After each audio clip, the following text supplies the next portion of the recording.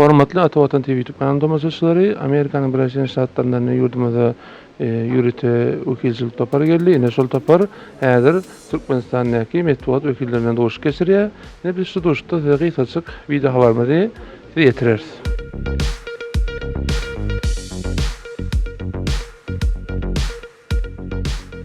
Critically important in the era of climate change. And what I would say is I'm not personally expert on a number of the issues, water issues in the region, but the United States definitely stands ready to be helpful if any of our expertise or experts themselves can be useful on this front. As you all know, our efforts, Secretary Kerry's efforts in particular towards climate change will continue to be a very high priority for this administration, and so we will definitely look to create opportunities where we can promote good response to climate change and maintaining access to water and clean water for people to use. Paýtagtymyz Aşgabatda Amerikanyň Birleşik Ştatlarynyň Döwlet Departamentiniň diplomatik gullugynyň baş direktori Hanım Carol Perez we Amerikanyň Birleşik Ştatlarynyň Döwlet Sekretarinyň Günorta we Merkezi Aziýa işleri goýunça kömekçisiniň birinji ornatary Tompson saparda boldy.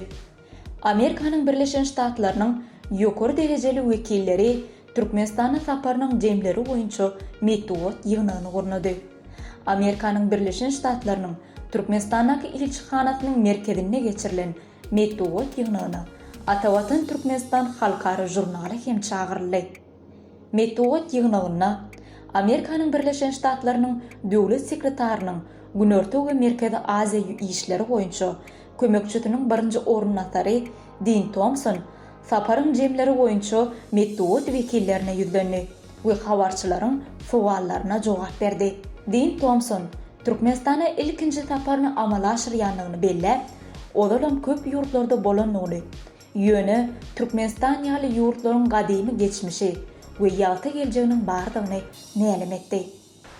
What I would say is the U.S. has traditionally been supportive of initiatives that diversify energy, and I think the four countries will need to come together and decide if the situation is one that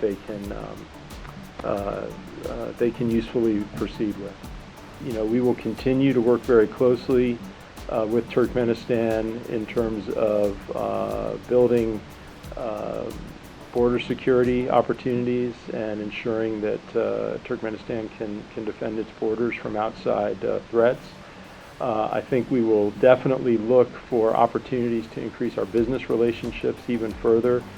We talked a lot about ways that the country can improve its overall business climate and become more welcoming to outside investment, something that will drive job creation and allow more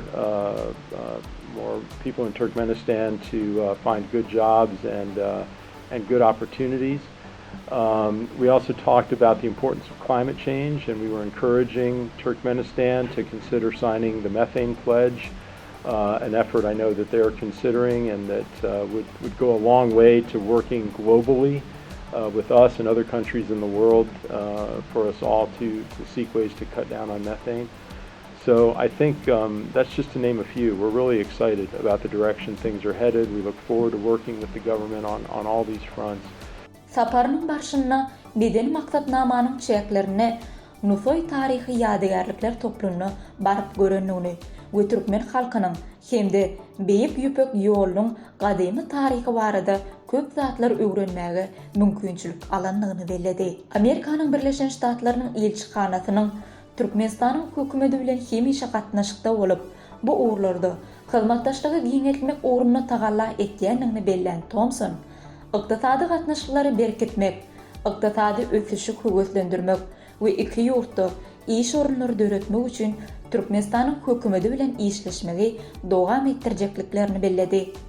Tompson Amerikanyň Birleşik Ştatlarynyň bu möhüm uğurlarda Türkmenistan bilen bilelikde tagallalary berkitmäge we halklaryň arasyndaky dostlugy çuňlaşdyrmaga uly gyzyklanma bildirýänligini aýtdy.